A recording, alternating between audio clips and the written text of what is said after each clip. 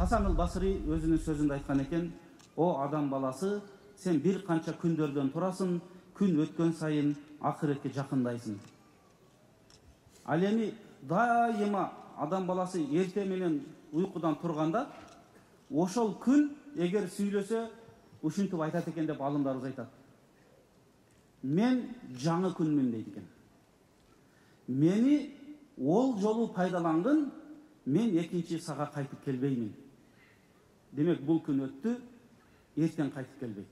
Мына ошондуктан урматтуу мусулман бир тууган, биздин ислам динибиз, пайгамбарыбыздын сүннөтү, эгер жакшы окуй турган болсок, адам баласы өмүрүн туура пайдаланууга, жан дүйнөсүн байытканга, айлана чөйрөсүнө пайдалуу жашоону өткөргөнгө багытталган.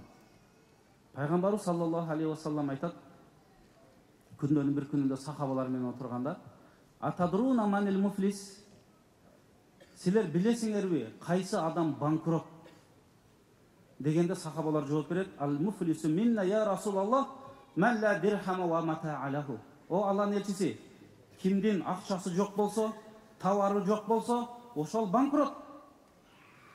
Дегенде пайгамбарыбыз айтат, ал муфлису мин уммати я'ти яумал кыямати бис-салати вас-сиями вас-садакати валакин казафа хаза. Мындайча айтканда, менин үммөтүмдөн болгон банкрот адам кыяматта намаз окуган болот, орозо кармаган болот, зекет берген болот, кайрымдуулук иштерди кылган болот. Бирок ошол эле учурда башка бирөөнү тилдеген, сөккөн, гыйбат кылган, жала жапкан, канын төккөн дейт.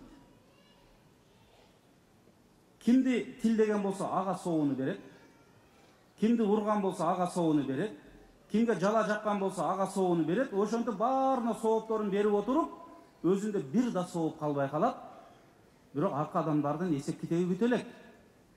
Алардын жамандыгы бул адамга жүктөлүп, андан кийин тозокко ыргытылат дейт. Мына ошол адам, эң банкрот адам ошол дейт.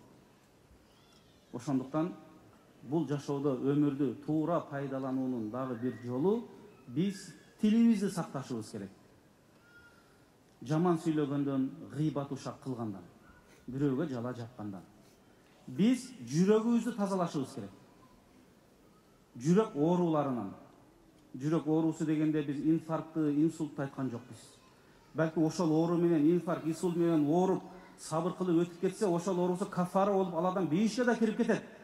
Бирок жүрөк оорусу дегенде ичи тарлыктан, текеберликтен, көрө албастыктан, өч алуудан сактаналы. Мына ошондо гана биз чыныгы момун мусулман болобуз.